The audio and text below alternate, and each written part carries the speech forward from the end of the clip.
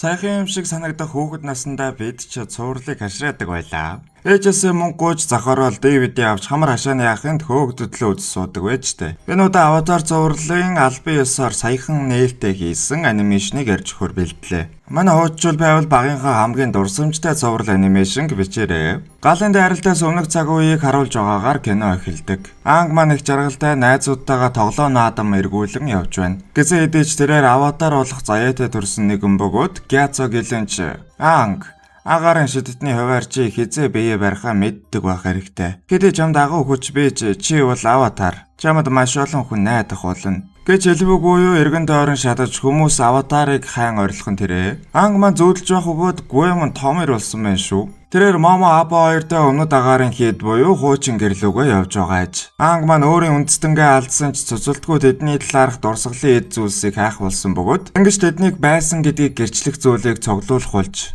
Тэгээд нэгэн агаарын шидний өшөөг авчрах ба дээр нь соном гэсэн байх нь тэр. Энэ үеэр гэнтэн хэсэг нөхдүүд дайрч байна шүү. Ангч цагаан аавн ам хэлээрээ учрыг олохыг хичээх бол нөгөө талд ангийн цуглуулсан эдэллүүдийг нэг нөхөр ухаж байна. Нэг том жадтай эр бас харваач тэгээд олсон сумтай эмэгтэй 3 англиуд дайрлаа. Тэд өнөө сономын хөшөөний араас ирсэн байх өгөөд шидийн хүчгүйч нэлээд сайн тулддаг гэж. Анг тэднийг хэн гэдгийг яах гэж байгааг асуухад өөрсдийгөө үгүйсгэгчд буюу динаюуд гэдэг. Яг л Корогийн эхний улирал дээр гардаг шиг шиднүүдийг эсэргүүцдэг шидгүү хүмүүсийн бүлэг аж. Ингэж ярьж байх зур харваач галзуу марван сүмийг нураах бөгөөд анх сономын хөшөөг хаяад олсон сумтай бүсгүйг аварч өөрөө ухаалдсан байх нь тэр. Клек зургийг ав явцгаая. Динаюуд сономын хөшөөнд дотор байсан зургийн араас явж байжээ. Анх цэрэг ба сүм голоороо унаж байгааг хараад Аватар төрхөндөө орон нэг юм тогтоож авлаа шүү. Энэ үеийг ашиглаад Динаюуд харин аль хэдийн зогтон алга болсон байгаам. 100 жилийн дайнаг дууссаны дараа үндэстэн хоорондын эвийг сахиулан амьдрах шинэ хот буюу бүгд найрамдах хотыг байгуулад удаагүй байлаа. Тэнд манайх байцаагаа зараад Ангийн Пэнд бой хүртэл хүүхэдтэй болсон аж төрөн суухан тэр. Катара Жангийн шархыг эмчилж өгөхийн зэрэгцээ хэд их цагийг агаарын сүмд өнгөрөөж байгаа талаар ярив. Анг маань багада хариуцлагаас зогтон гэрээ орхиж дараа нь үндэстэн устсанд өөрийгөө буруутгаж яваа бөгөөд энэ нь түүнийг амар тайван суулгахаа байжээд янз нь. Гэсэн хэдиж тэрээр агаарын шиднээс гадна Аватарт бол өөрийн одоогийн үүргийг ухамсарлах хэрэгтэйг мэдэж байлаа. Ингээд өөрийн өмнөх дөрүүдтэй уулзсан сономын талаар мэдээг хайж эхлэв. Хинч түүнийг мэдхэн битгий энэ нэрийг сонсож байгаагүй байна. Ингэж явсаар Анг нэгэн элсэн цөл шиг газар байх бөгөөд цаанаас хэн Аватар Шоныг сэрэ зүрхлээ гэх юм тэрэ. Тэгсэн нэг жижигхэн хөрслөг газрын шидтэн Аватар байв. Ангт сономын талаар асуух бөгөөд Шон Аватар бодож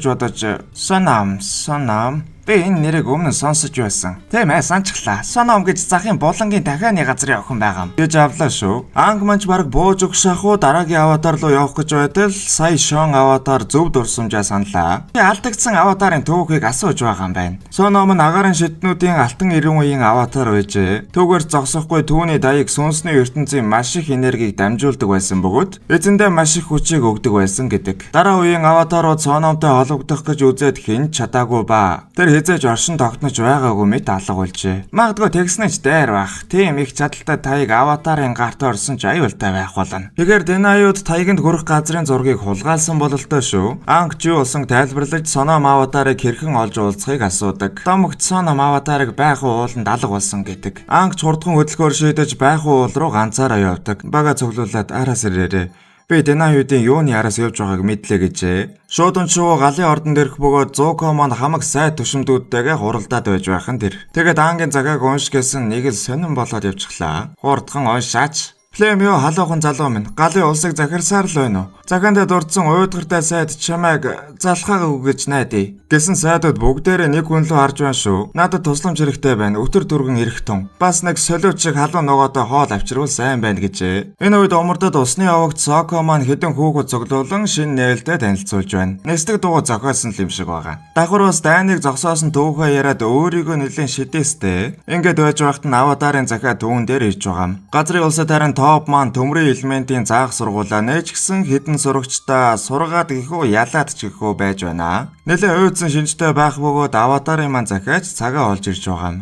Ингээд бүгдээрээ Ангийн араас байх уул руу явхаар боллоо. Анг энэ үед аль хэдийн ууланд авирах бөгөөд байх уулж үүлтэй тэнгэрээс дэвшөрших оргил ажээ. Баг угаар мацаж авирсаар эцэст нь тийрэлт өгч уулын оргил гарахад мөс цасанд хучигдсан агуу байх нь тэр. Дотор нь бас хэн нэгэн байгаа бололтой шүү. Анх хүчээрээ мөсийг цуулахад их хэмжээний энерги гадагшилж мөсөн дотор байсан нэгэн гарч ирэх нь тэр. Удалгүй байхын уулны хад мөс хаагарч нурж анх манч өнөө мөсөн доторх нэгнээс салчихдаг. Уулын бүтэн оргил нуран унаж байгаа бөгөөд анхч нэг юм түүнийг авран аватар төрхөндөө орж нурангаас зүхтхан тэр. Гэсэн хэдэж хадны үзүүр мөргөн барьцаалдах энэ үед өнөө хүчин сэргээд тэр том ориглыг агаарын хүчээр тогтоон барьж байна шүү. Золоор ангийн багийнхан жирж манай хоёр нэг юм аврагддаг. Түүнийг аватар гэдгийг хараахан мдээгүй ч энэ хорвоо ертөнцөд хоёр дахь агаарын шидтэн гарч ирлээ. Манай хэдэг боцгцаанд агаарын шидтэн маань ухаан алдах бөгөөд катараач түүнийг эмчилж байгаам. Манай хэд түүнийг хэн гэдгийг сонирхох ба тоовч анг тэр чиний мөсөн дотор байсан рекордыг эвдсэн байх гинэ. Нэрээ шивээснээс нь харуул их эртний хайж. Топ манч мэдрэмжээрээ түүнийг их царайлаг бололтой эдэргээд хөөхөн сонирхоод байна шүү. Агаарын шидтэнч гинэт сэргэж зэрэгтэй сономыг асуух нь тэр.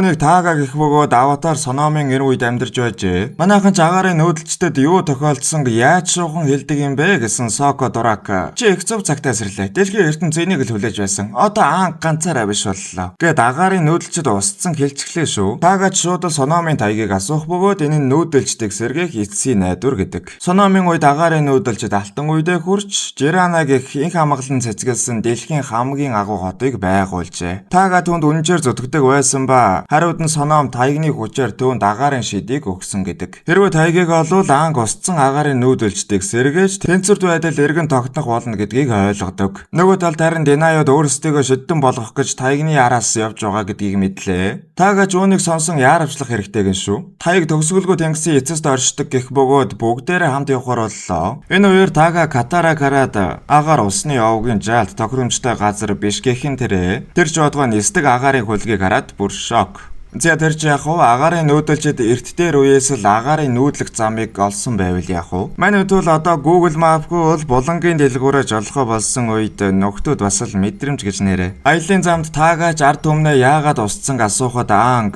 хэд их хариуцлагаас айсандаа зогтож тэр үеэр нь галынхан сүм хийдийн шатааж агаарын нүүдэлчдийг газрын хөрснөөс арчсан хэлдэг. Аватар сооном таагаад нэг удаа агаарын нүүдэлчд ман дундаас бүрэлдэж бий болсон. Бид энэ орвоод төрхөн зурл амьдрна. Тэгээ үгүй салхи руугаа буцан одно. Ер нь бол энэ салхи нь мөгчгөөгүй байгаа шүү гэдгийг хэлж байгаамаа. Анг манч агаарын шидийн хуучны техникүүдийг суралцаад эхэлдэг. Энэ яг л агарыг ол суулган ашиглаж буй мэд бөгөөд үүний ачаар нисэх боломжтой аж. Энэ ч улам таага анг хоёрыг ойртуулж яагаад таага тэр дээрх оргилд байсан асуухад хүргэн. Тухайн цаг үед агаарын үндэстэн лөө газрын улс дайрсан гэх ба таага сооном хоёрч тулдаж тэднийг байхгүй оргил руу шахсан гэдгээс өөр зүйл санахгүй байгаа аж. Таага манч сэтгэлдээ ер нь өөрсдөнд лөө дайрсан үндэстэн гөшөөрхөж явдаг бололтой шүү. Тэгээд ангийг галын улс өөрсдийнх нь үндэстэн устгачаад байхад одоо хүртэл яагаад галын хаантай хамт яваг асуудаг. Ангч дайнд юу болсон гэлж найзуудынхаа тусламжтай энд бүхэнд хүрсэн хэлж байгаам. Энэ үеэр нь харин Динайод манай хэдийг ажиглаад байж байна шүү.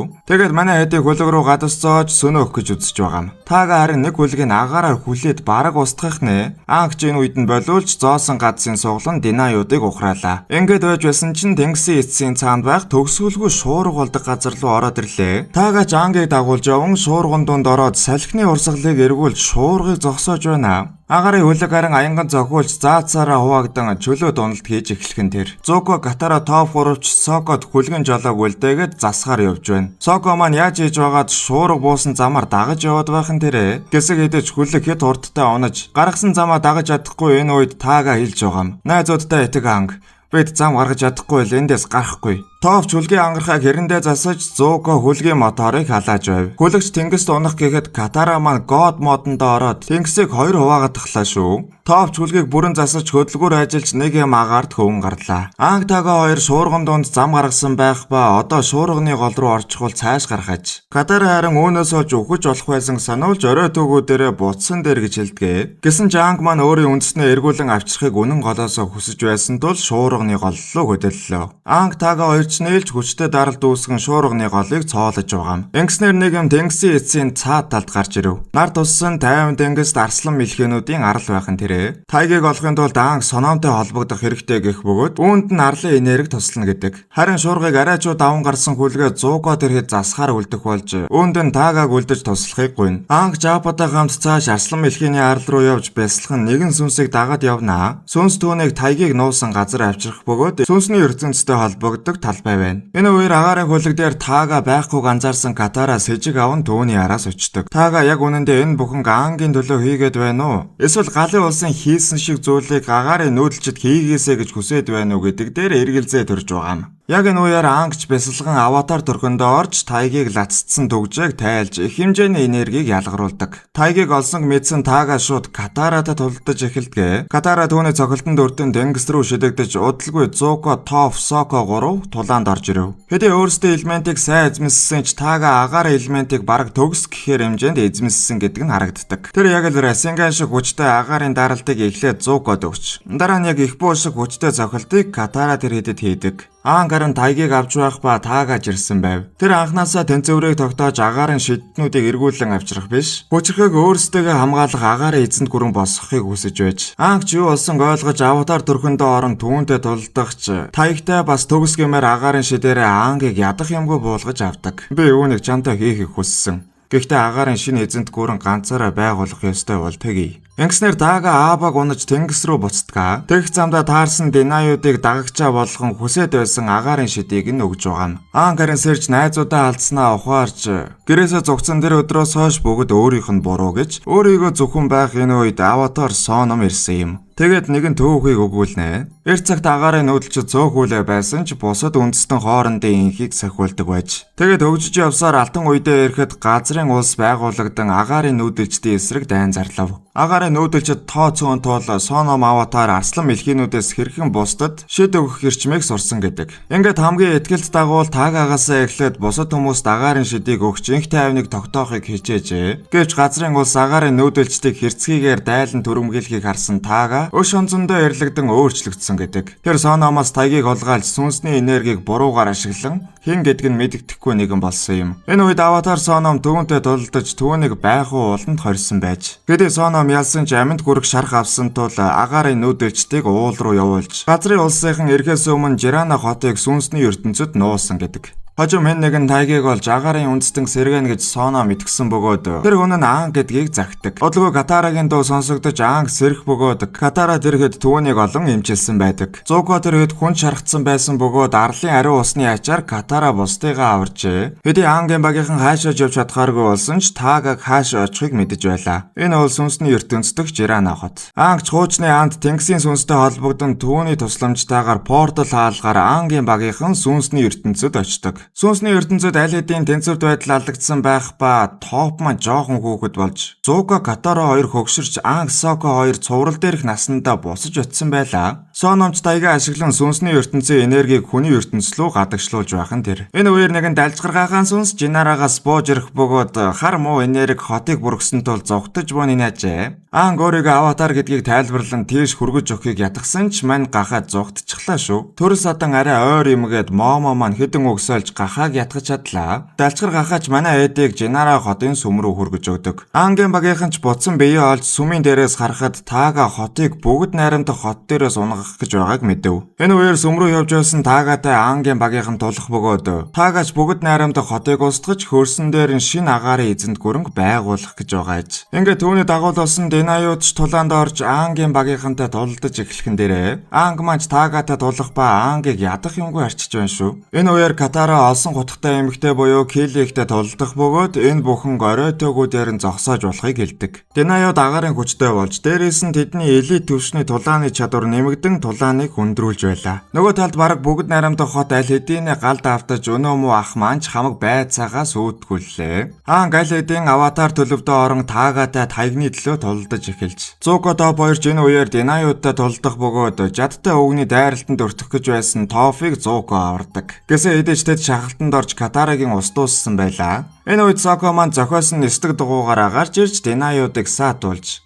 Ингээд 3 элемент оршин тулдах энэ үеэр Жинара хот бүгд найрамдах хот дээр газардаж эхлэв. Хаасаагүй нурангуусаж Катара тэрээд хүмүүсийг аврах ажилд орлоо. Динаюудын нэг Келэгч тэдэндээ нэгдэн тусалдаг. Харин Аанг Тага хоёрын тулаан эд өрнөж Тагаач Аангийг үндэстнийхээ устгалд буруутган тулаан улам халуухан болж байлаа. Эцэст нь Тага сүмийн голд Тагийг байрлуулж сүнсний ертөнцийн бүх хүчийг өөр дээрээ аван өөрчлөгдөж улам хүчрэгчлээ. Аватар Аангч түүнтэй зэрэгцэн тулдаж чадхааргүй болсон байх бөгөөд Тага хэд хэдэн хүчтэй цохилт хийж сүрэж буй бүгд найрамдах хот руу түлхэн сүүлийн үхлийн цохилтыг явуулдаг. Энэ үед Ланг Шифу агшин сургаснаар дотоод сэтгэлийн амар амгалан олж Тагагийн цохилтыг тогтоон өөрлөнд буцааваа. Нэмж Тагаагаас сурсан агаарыг осмит ашиглах техникээр Тагийг бугуулдаж аван сүмийн голд суулгадаг. Ингэснээр тэр Таягнаас хүчийг авч бурханлагч гэмээр дүрийг аватар төрхөндөө олдог. Энэхүү ижил хүчтэй болсон аватарч Тага руу маш их хүчээр дайрч нэг л мэдхэд Аанг хорсолдоо улангасан тулалдаж байдаг. Энэ нь ч Тагагийн хүсэж байсан зүйл бөгөөд аватарч Таягийн хэд их автан Таягны хүчийг ихээр төвлөрүүлэх үед шатсан агаарын үндэстний тугийг харлаа. Гэнтэл хүүхэд ахуй насны амар амгалан дунд буцаж өөрийн багш Гяцо гэлэнтэй уулзав. Гяцо гэлэн түүнд чи олон зүйлийг хийж бүтээх болно Аанг. Гэхдээ чи өөрийг чинь хамгийн их айлгах тэр зүйлийг ч хийхэд бэлэн байх хэрэгтэй. Гэж хэлэн өөрийн үндэстэн гэр нь үргэлж түүнтэй хамт байх болно гэдгийг сануулдаг. Цуснаа ухаарсан Аангч бүх хүчийг буцаан Таягийг устгаж энэ бүхэнг зогсов. Таяг устснаар агаарын шидтэй болсон Динаюуд хүчээ алдаж Таагаач бүрэн устгахын ирмэгт ирлээ. Аанг маань өнгөрсөн тохиосон зовлон шаналлыг арилгаж чадахгүй ухаарч Таагааг бас өөрийгөө уучлан өнгөрсний зовлон шаналлыг гэтлэхийг сануулдаг. Таагаа сүнсний ертөнц рүү явахын өмнө Сономын хэлсэн агаарын нүүдэлчд ман дундаас бүрэлдэж бий болсон. Бид энэ хорвоо төрхөн зурл амьдрна. Тэгээд төгсгөл үгүй салхи руугаа буцсан одно гэсэн үгийг хэлэн явж оддог. Хэдий энэ бүхэн буруу гэдгийг ойлгосон ч Аанг маань дахин өөрийн нэг хэсгийг алдан үлдэж байгаа юм. Ингээд бүгд найрамдах хотч иргэн сэргэж Аанг маань Соном аватард өөрийн үндэстэн зөвхөн агаарын шидээр хязгаарлагдахгүй. Үнэт чанарыг хадгалан өвлүүлэн үлдээсэн ухаарснаа хэлдэг. Киноны төгсгөлд бүгд найрамдах хотын ойролцоох гарал дээр Аанг 100 гаруй жилийн дараа анхны агаарын сумыг байгуулж цаашлаад үндэснийхээ дурсгалын өвийг цуглуулах ажилдаа эргэн орсон байдаг. Энэ аяллаа үеэр тэд нэгэн гайхалтай зүйлийг олсон нь нисдэг бизоны сүрэг буюу анхны агаарын шиднүүдийг олдог. Ийм учраас Аватар Коррагийн цуврал дээр бизонууд долуулаа байжээ. Bison, bison, bison, bison, bison, bison, bison, bison, I don't know.